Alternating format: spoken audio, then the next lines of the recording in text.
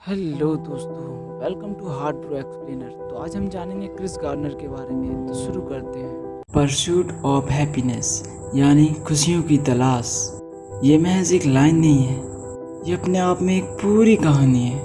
ये कहानी है मेरी, आपकी और हम सब की, क्योंकि हम सबको अपनी ज़िंदगी में महज खुशियों की तलाश होती है। सन 2006 में हॉलीवुड में एक मूवी बनी थी जिसका नाम था परस्यूट ऑफ हैप्पीनेस। ये मूवी बनी थी क्रिस गार्नर के ऊपर। क्रिस गार्नर वो व्यक्ति हैं जिन्होंने अपने पूरे जीवन में बहुत संघर्ष किया, और जब उन्हें कामयाबी मिली तो उन्होंने एक किताब लिखी जिसका नाम उन्होंने रखा द परस्यूट ऑफ हैप्पीनेस। ये किताब उनकी ज़िंदगी की असल कहानी थी। दरअसल इस किताब में उनकी सारी ज़िंदगी का एक संघर्ष था जो परस्यूट ऑफ हैप्पीनेस मूवी में दिखाया गया है। मैं आपको क्रिस गार्नर की पूरी कहानी सुनाऊंगा कि उनकी ज़िंदगी में क्या क्या हुआ था, उन्होंने अपनी ज़िंदगी में क्या क्या मुश्किलें देखी और उन्हें कैसे कामयाबी मिली। क्रिस गार्नर का बुरा वक्त उनके बचपन से उनके साथ था। उन्होंने अपने पिता को कभी देखा भी नहीं था, और जो उनके सौतेले पिता थे वो उन पर, उनकी माँ पर बहुत अत्याचार करते थे। एक दिन उनके पिता ने उनकी माँ को जलाने की भी कोशिश की, लेकिन खुशकिस्मती से वो बच गई। उसके बाद उनके पिता को जेल हो गई और क्रिस सैन फ्रांसिस्को में आ गए, जहाँ उनकी मुलाकात एक लड़की से हुई जिसका नाम था लिंडा, और दोनों को प्यार हुआ और दोनों ने शादी कर ली, और इनका एक बेटा हुआ जिसका नाम इन्होंने रखा क्रिस्टोफर। लेकिन अभी भी क्रिस की माली हालत ज्यों की त्यों थी। वो एक कंपनी में सेल्समैन का काम करते थे जो प्रिंटिंग मशीन बेचने का काम करती थी। क्रिस बड़ी मुश्किल से अपने घर का खर्चा निकाल पाते थे। धीरे धीरे वक्त गुजर रहा था। उनकी बीवी लिंडा ने उनका काफ़ी समय तक साथ दिया, लेकिन एक दिन उनकी हिम्मत ने भी जवाब दे दिया और वो क्रिस को छोड़कर हमेशा हमेशा के लिए चली गई। लेकिन क्रिस्टोफर उन्हीं के साथ था, और लिंडा के जाने के बाद क्रिस पूरी तरह से टूट गए। लेकिन उन्होंने कभी हिम्मत नहीं हारी, क्योंकि क्रिस्टोफर अभी बहुत छोटा था और उसकी देखभाल की जिम्मेदारी अब अकेले उनके ही कंधे पर थी। क्रिस जितनी मेहनत कर सकते थे वो कर रहे थे, लेकिन उन्हें कहीं भी कामयाबी सफलता नहीं मिल रही थी। फिर क्रिस की ज़िंदगी में एक पल ऐसा आया जब उन्हें ज़िंदगी में एक नई राह दिखी। वो एक कंपनी के आगे से गुजर रहे थे, तभी वहाँ एक लाल रंग की 2 सीटर फरारी आकर रुकी, और उसमें से एक आदमी उतरा। क्रिस से रहा नहीं गया और उन्होंने उस आदमी से पूछा, I got 2 question. What do you do and how doing? उन्होंने उससे पूछा कि आप क्या करते हैं और आप ये कैसे करते हैं। उस आदमी ने क्रिस से कहा कि मैं स्टॉक ब्रोकर हूँ और मेरी सैलरी हर महीने की $80,000 पर मंथ है। ये सुनने के बाद क्रिस को अपनी ज़िंदगी में एक नई दिशा दिख गई, और क्रिस ने फैसला कर लिया कि वो भी स्टॉक ब्रोकर बनेंगे। लेकिन सोच और हकीकत दोनों एक दूसरे से बहुत अलग होती हैं। ये सब इतना आसान होने वाला नहीं था। इसके लिए क्रिस को बहुत मेहनत करनी थी, और कहीं ना कहीं वो इसके लिए तैयार भी थे।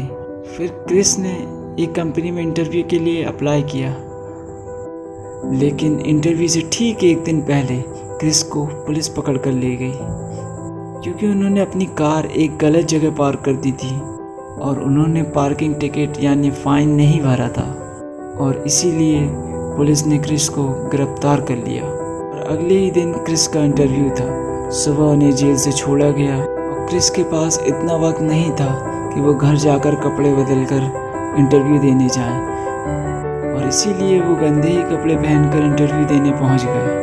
और जब वो वहां पहुंचे तो क्रिस ने बोला कि मैं पिछले आधे घंटे से ये सोच रहा था कि मैं आप लोगों को क्या बहाना बनाऊं कि मैं इस हालत में यहाँ क्यों आया हूँ, पर मैं कोई भी बहाना, कोई भी कहानी नहीं सोच पाया। लेकिन सच ये है कि मैंने अपनी पार्किंग टिकट का फ़ाइन नहीं भरा था, इसलिए पुलिस ने मुझे गिरफ्तार कर लिया था। और इसके बाद उन लोगों ने क्रिस की क्वालिफ़िकेशन देखी जो बहुत कम थी, और क्रिस ऑलमोस्ट उस इंटरव्यू में रिजेक्ट हो चुके थे। तभी क्रिस ने बोला कि मैं एक बात बोलना चाहता हूँ। मैं इस तरह का इंसान हूँ कि अगर कोई मुझसे सवाल करता है और मुझे उसका जवाब नहीं आता तो मैं उसे साफ साफ मना कर देता हूँ कि मुझे इसका जवाब नहीं आता। लेकिन मैं एक चीज़ की शर्त लगा सकता हूँ, कि मुझे पता है कि जवाब कैसे ढूंढा जाता है और मैं वो जवाब ला कर उसे दूंगा। और इस बात से सब बहुत इम्प्रेस हुए और उन्होंने क्रिस को इंटर्नशिप के लिए रख लिया। लेकिन इस इंटर्नशिप में सैलरी नहीं थी और क्रिस को पैसों की बहुत ज़रूरत थी।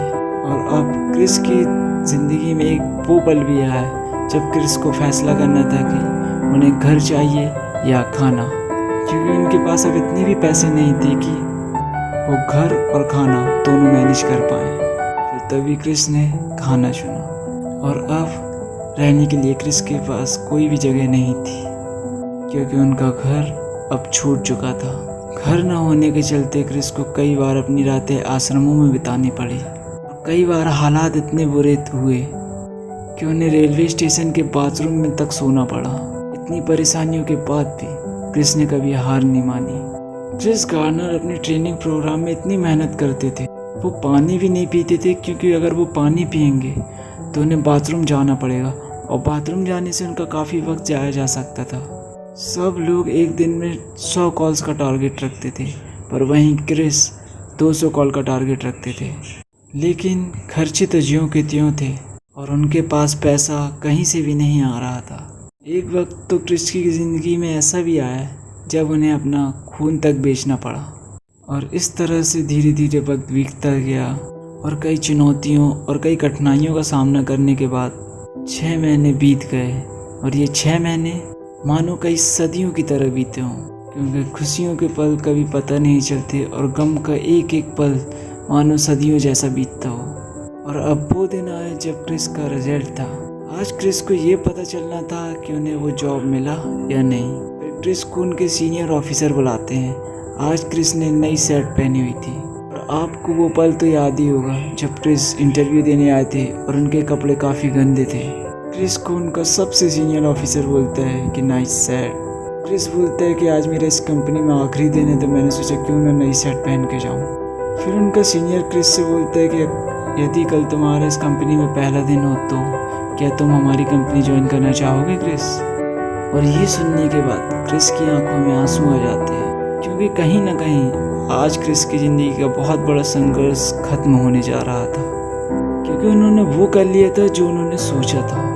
वो एक स्टॉक ब्रोकर बन गए थे और इसके बाद क्रिस ने कभी भी पीछे मुड़कर नहीं देखा। क्रिस ने अपनी मेहनत के बदौलत कुछ ही सालों में $10,000 से अपनी खुद की कंपनी खोली, जो बेहद सफल रही।